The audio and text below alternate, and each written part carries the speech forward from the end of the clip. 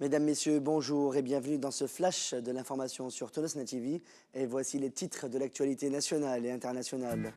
Une tentative de détournement d'une fille par un agent de prison à Béja. Asfax, une grève sectorielle de la santé les 22 et 23 octobre 2012. Nomination d'un nouveau gouverneur à Sidi Bouzid et le deuxième congrès d'Etakatl se tiendra les 25, 26 et 27 janvier 2013. Et à l'étranger, en Libye, le Premier ministre démis de ses fonctions. Un agent de prison a tenté de détourner une jeune fille dans la journée du vendredi 5 octobre 2012 dans la ville de Béja, après s'être fait passer pour un policier. Les faits se sont produits dans le parc de Béja quand la présence de la jeune fille, accompagnée de son ami, a attiré l'attention de l'agent de prison qui s'est dirigé vers eux, se faisant passer pour un policier. Il a giflé le jeune homme lui demandant de quitter les lieux et a demandé à la fille de l'accompagner en prenant le chemin de la forêt avoisinant le parc. Le petit ami a immédiatement alerté les forces de l'ordre qui sont intervenues et arrêté l'agent de prison qui a fourni une fausse identité aux deux victimes. Un mandat d'arrêt a été émis à l'encontre de l'agent de prison pour tentative de détournement. Le secrétaire général de la section universitaire de la santé de l'Union générale tunisienne du travail, Arad El Zoueri, a annoncé une grève sectorielle des professionnels de la santé les 22 et 23 octobre prochains. Selon lui, le ministère de la Santé n'a pas respecté ses engagements et les accords conclus avec les organismes syndicaux. Et il s'agit là de coups bas portés par le ministère de tutelle au travail syndical, a conclu Arad El Zoueri. Retour au calme à Galela à Jerba dans le gouvernorat de Médine après une journée sanglante samedi suite aux affrontements ayant éclaté entre des citoyens et les forces de l'ordre après la décision du gouvernement de garder en fonction la décharge de la région jusqu'en 2013. Les affrontements ont fait plus de 46 blessés. Dimanche dernier, les citoyens ont organisé une campagne de propreté et ont enlevé les voitures de police incendiées la veille alors que les boutiques ont réouvert leurs portes et la vie a repris son cours normal.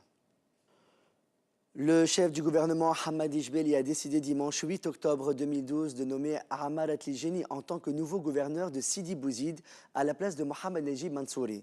Ammar Atligeni, qui était gouverneur de Kbeli, a par ailleurs été remplacé par Habib Ejridi pour occuper ce poste. Rappelons que plusieurs manifestations ont appelé à l'éviction de Mohamed Najib Mansouri, l'ex-gouverneur de Sidi Bouzid.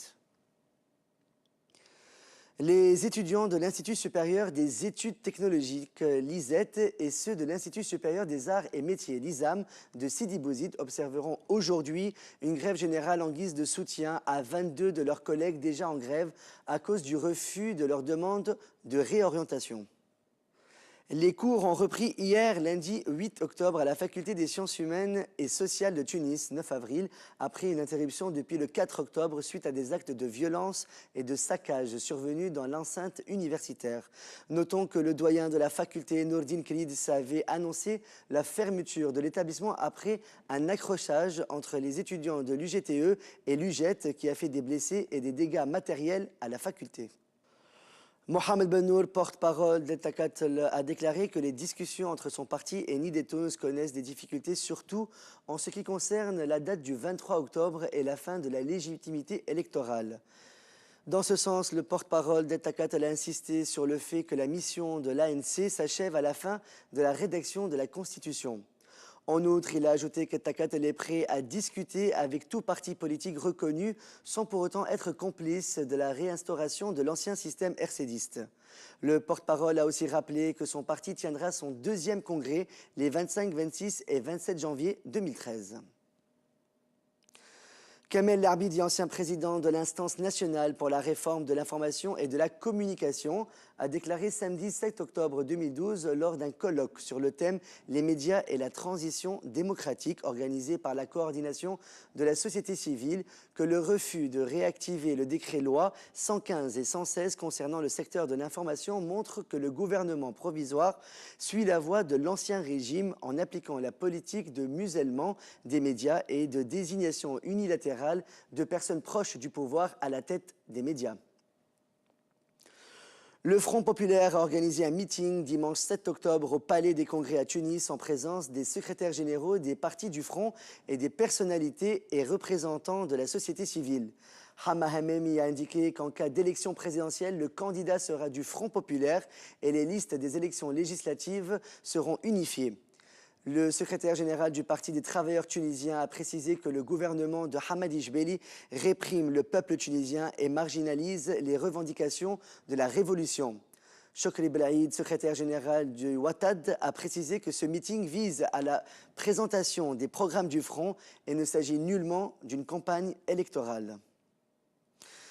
Et maintenant, à l'international, le Premier ministre libyen Mosfa Abou Chagour a démissionné dans la soirée de ce dimanche 7 octobre après le rejet de la composition d'un nouveau cabinet, un gouvernement de crise proposé à l'Assemblée nationale libyenne. L'Assemblée nationale libyenne a annoncé le limogeage d'Abou Chagour après que 125 députés aient refusé d'accorder leur confiance au gouvernement de crise proposé contre 44 voix favorables et 17 abstentions. Un nouveau chef du gouvernement sera élu dans les prochains jours.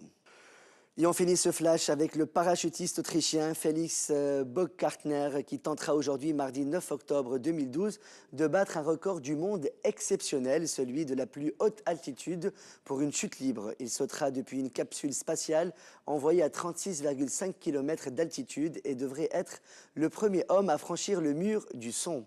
L'exploit sera retransmis en intégralité sur la chaîne YouTube de la marque de boissons énergétiques autrichienne Red Bull, sponsor de l'événement. C'est la fin de ce flash de l'actualité sur Tonosna TV. Merci de votre fidélité. Excellente journée sur Tonosna TV. On reprend avec le plateau de la matinale. À demain.